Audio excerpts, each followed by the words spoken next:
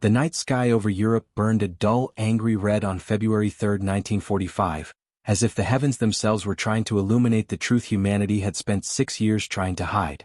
Snow drifted sideways across the fields outside Metz, France, glowing orange in the reflected firelight.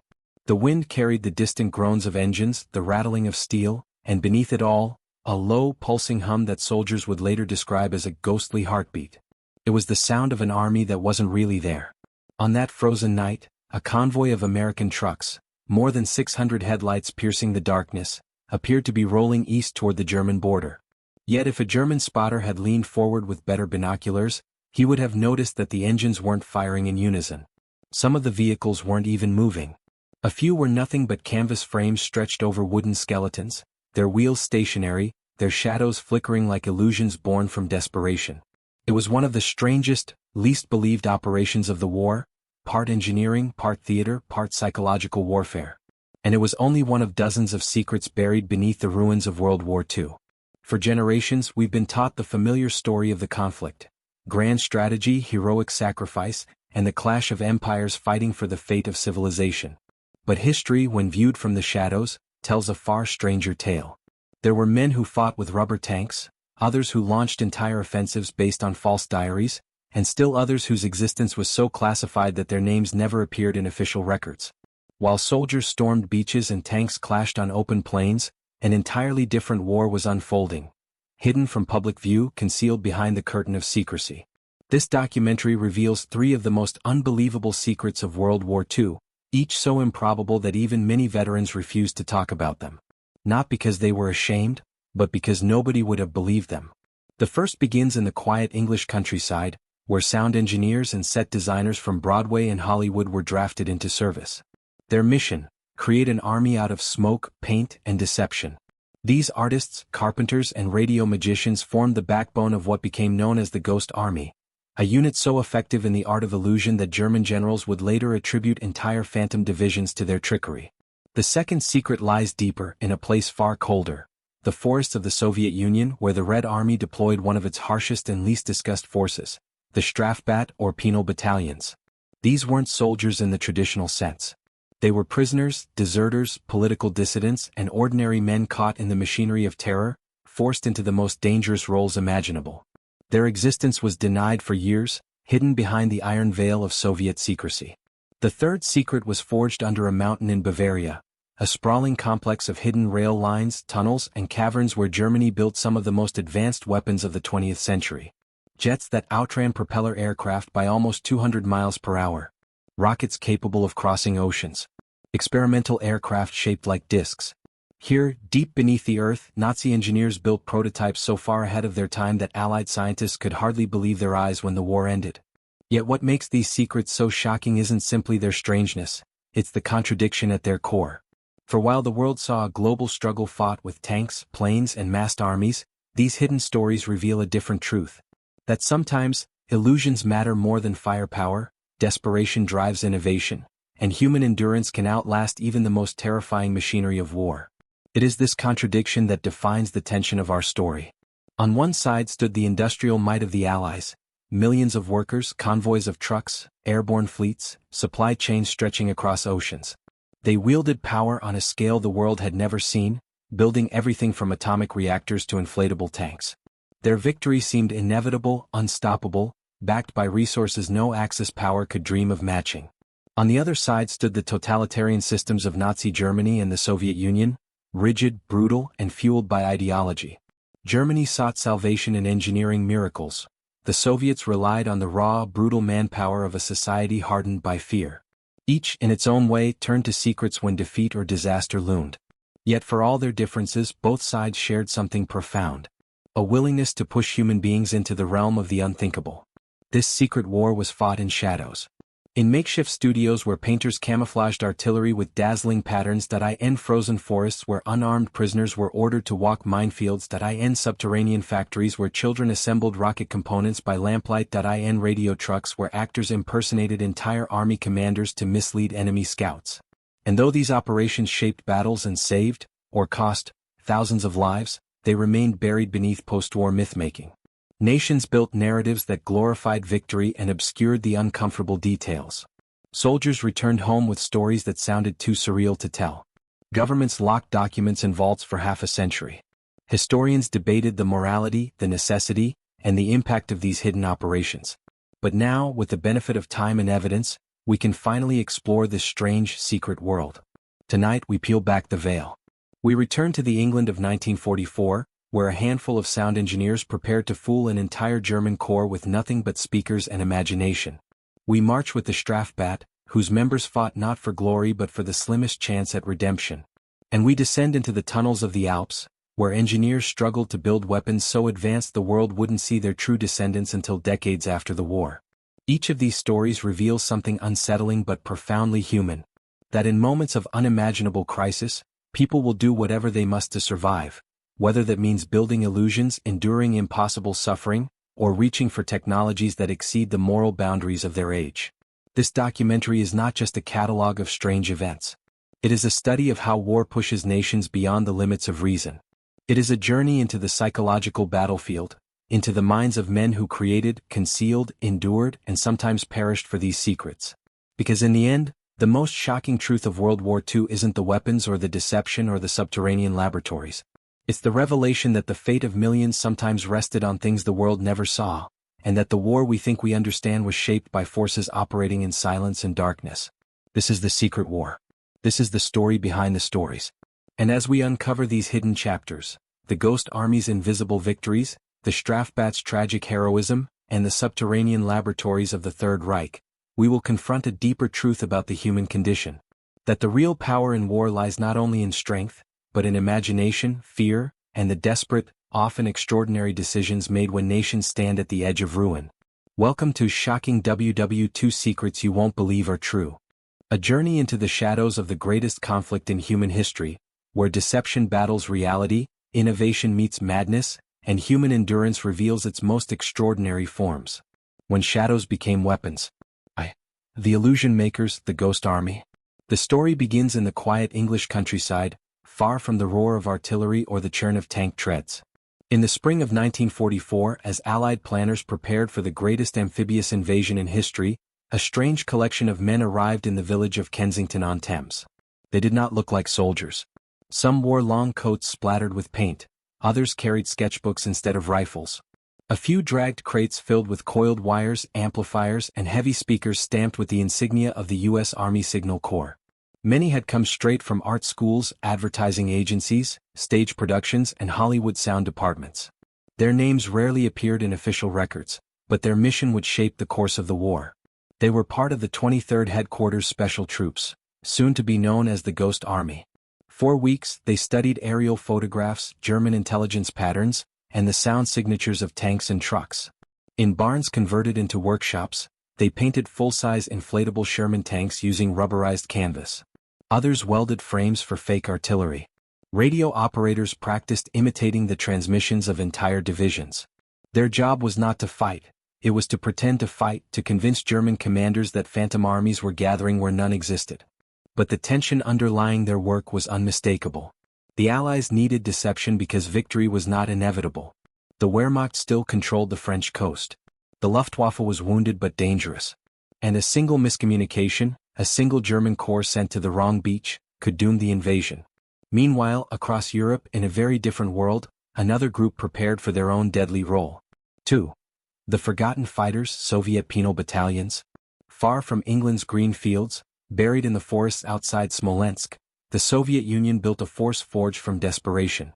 The Strafbat, or penal battalions, were born on July 28, 1942, when Stalin issued Order No. 227, the infamous Not One Step Back decree. The order created units composed of deserters, political prisoners, accused cowards, officers who had fallen out of favor, and sometimes ordinary men caught in the gears of Soviet paranoia. Each battalion held roughly 800 to 1,000 men, though their numbers changed constantly. The average Strafbat soldier survived less than 2 weeks. Their tasks were the most dangerous imaginable. Clearing minefields without proper gear, leading frontal assaults on fortified lines, absorbing the first wave of enemy fire. Behind them stood blocking detachments, NKVD enforcers with machine guns trained on their own countrymen. Retreat, surrender, or hesitation could mean execution. In the West, war was fought with deception. In the east it was fought with blood. But both secrets flowed from the same river of desperation. Nations pushed to their limits.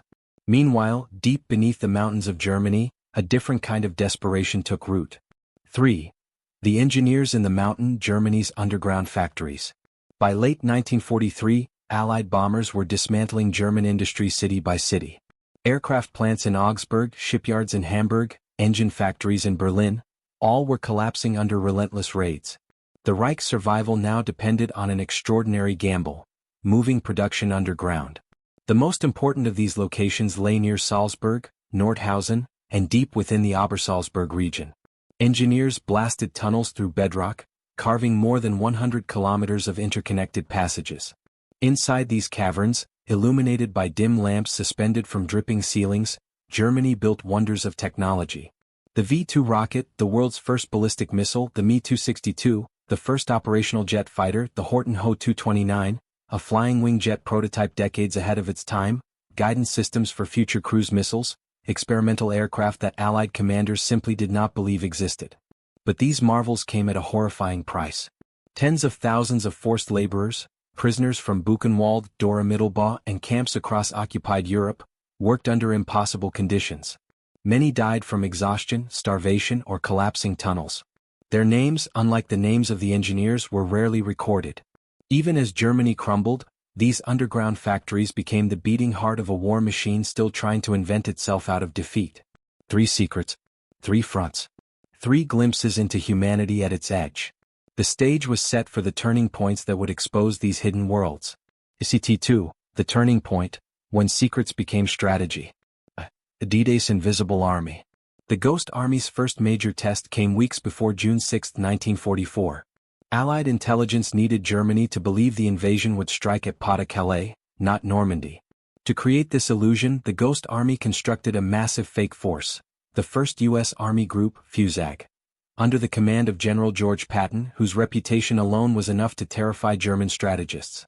The deception included 300-plus inflatable tanks arranged in photographic formations, fake landing craft built from wood, radio operators transmitting scripted chatter, sound engineers blasting recorded tank convoys through 500-pound speakers, dummy headquarters staffed with actors wearing borrowed insignia. German reconnaissance aircraft flew overhead, taking photographs of the non-existent army. German intelligence trackers intercepted radio transmissions describing troop movements that never happened. The deception was so complete that even after Allied soldiers were dying on the beaches of Normandy, Berlin still believed Calais was the real target.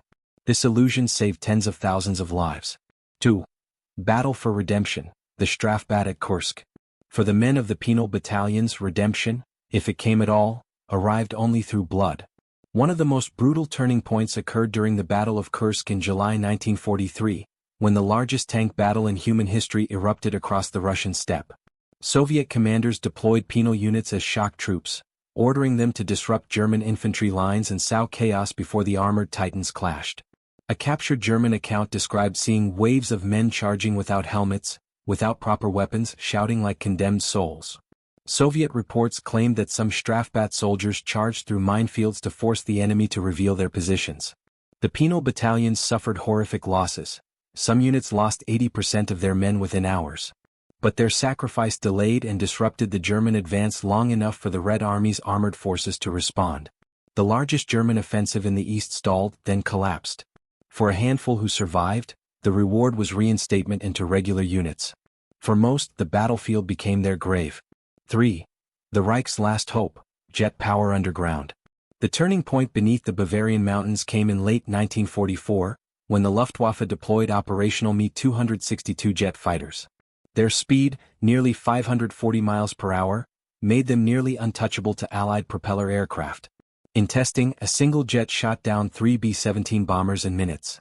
In meetings inside the underground fortress known as Mittelwerk, engineers argued passionately that these jets could change the course of the war. If produced in large numbers, some believed, the Me-262 could cripple Allied bombing runs and protect German industry. But Hitler intervened. He demanded the jet be converted into a Blitz bomber, a fast-strike aircraft capable of attacking ground targets. Engineers protested. The airframe was not designed for this, but Hitler insisted. The conversion delayed deployment by months. By the time the Me-262 reached the skies in meaningful numbers, Germany was collapsing. Nevertheless, Allied pilots who encountered the jets described seeing silver arrows falling from the clouds. Intelligence officers debated whether the aircraft were prototypes, one-offs, or something more. Only after the war did the world learn the truth. Germany had built hundreds of them, in darkness under mountains. The Battle of Deception, Ghost Army versus Wehrmacht counterattacks. In September 1944, the Ghost Army deployed near Metz to mislead German forces about Patton's real location. Their mission: convinced the Wehrmacht that a large American division was preparing to attack from the north, when in reality, the actual strike would come from the south. They used everything. Inflatable tanks arranged near tree lanes, fake airfields with wooden planes, military police impersonating officers at crossroads, sound effects of troop movements echoing across valleys, phony messages transmitted in Morse code to lure German signals units. The deception worked too well. German artillery shelled their fake positions. A group of artists and sound engineers found themselves targeted by barrages meant for tanks. One operator later recalled, "We were being shot at for equipment we hadn't even inflated properly." But the illusion held. Patton's real assault broke through, catching the German defenders off guard. 2. The Strafbat's final stand. In January 1944, during the brutal Leningrad-Novgorod offensive, a penal battalion was ordered to storm German trenches across a frozen marsh. Temperatures dropped to -30 degrees Celsius. Frostbite killed almost as many as bullets. One survivor wrote in a hidden notebook, "I do not fight for Stalin. I fight for a chance to breathe tomorrow." Their attack succeeded, but at a terrible cost. Only 8% of the units survived the day. German soldiers who witnessed the assault were baffled by the Soviets' willingness to expend so many lives. After the war, one German sergeant remarked, "We fought armies. They fought fate." 3. The jet confrontation in the skies. By early 1945, the Me-262 jets clashed repeatedly with American escorts. The sound of their engines, a sharp, alien howl, terrified Allied pilots. Some reported jets screaming past so quickly that they didn't realize they were under attack until their planes were already shredded. But the jets had weaknesses. Long takeoff runs, fragile engines, terrible fuel shortages, and vulnerability during landing. Allied commanders quickly adapted, ordering fighters to patrol near jet airfields. Many Me-262s were destroyed while taking off or landing. But the shock remained. Many Allied airmen believed Germany had invented future weapons. Some speculated, wrongly, that Hitler possessed advanced prototypes far more dangerous than anything they'd seen. In truth, the underground factories had run out of time. Letters, notes, and memories. From the Ghost Army. "Tonight I painted a tank that will never fire a shell. But if it saves a boy's life, it will be the finest thing I ever build." From a Strafbat prisoner. "They told us we were dead men. Today I refuse to die." From a forced laborer in middle work. "The machines we built could fly like lightning.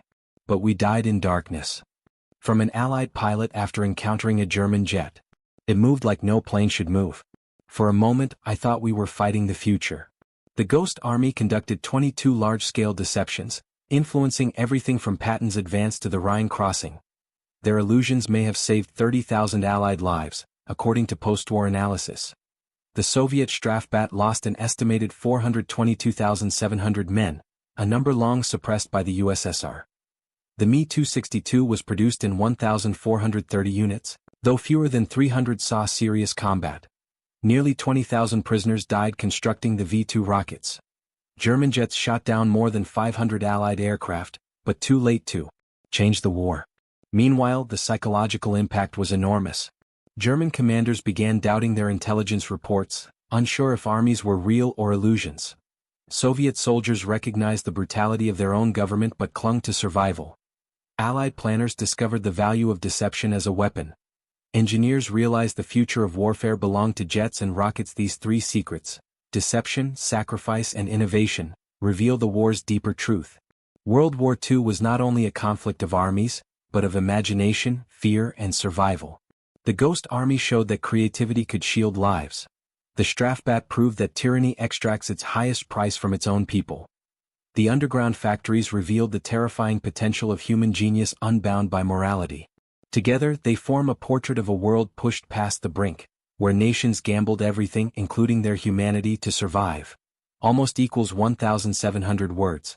The war that reshaped humanity did not end with the roar of tanks or the thunder of artillery.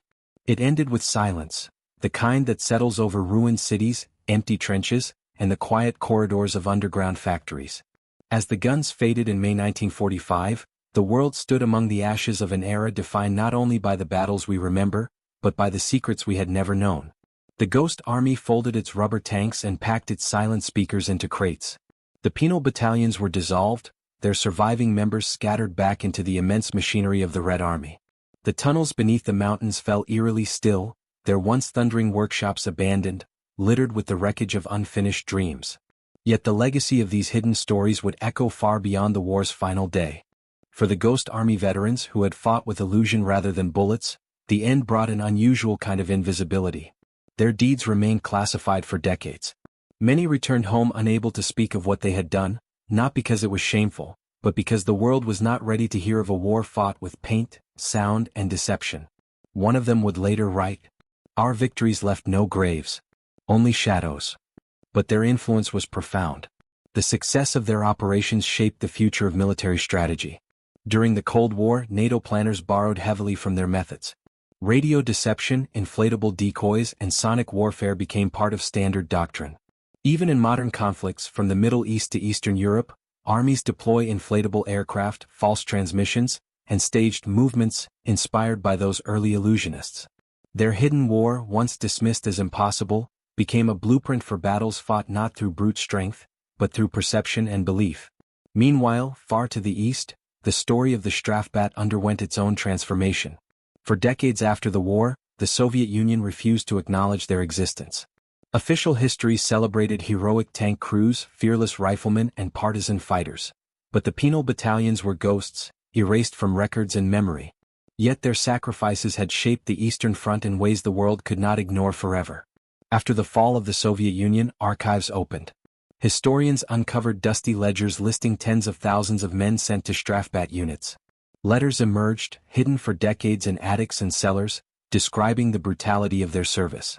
Survivors, those few who lived long enough, finally told their stories. And the world confronted a stark truth.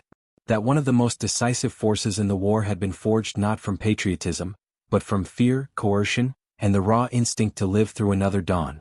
There was a terrible irony in their legacy. The Red Army had ultimately triumphed, pushing the Wehrmacht back through the burning cities of Eastern Europe all the way to the Reichstag. But victory carried a hidden cost, one paid by men who had no graves, no medals, no place in official remembrance. Their story forces us to confront an uncomfortable lesson. Even in victory, nations can sacrifice their humanity in pursuit of survival. And then there were the tunnels. In the months after the German surrender, Allied engineers and intelligence officers descended into the subterranean labyrinths of Mittelwerk, Nordhausen, and Salzburg. What they found astonished them. Jet engines suspended from steel beams. Rocket components stacked in crates. Experimental aircraft lying on their sides, their wings shaped like knives. Some projects appeared decades ahead of their time. A British scientist reportedly stared at the Horton Ho 229's flying wing design and whispered, "This is 20 years in the future." But alongside the technological marvels lay the remnants of a deeper horror. Thousands of bodies buried near tunnel entrances. Cells where prisoners had slept on the bare rock. Ledgers listing workers who had died from exhaustion, illness, and the cruel rhythm of forced labor. The post-war world took from these tunnels both a gift and a warning. The gift was technological. The United States and the Soviet Union launched new aerospace programs built upon the ruins of the Third Reich's research. The V-2 rocket became the foundation for intercontinental ballistic missiles, and later the rockets that carried humans into space.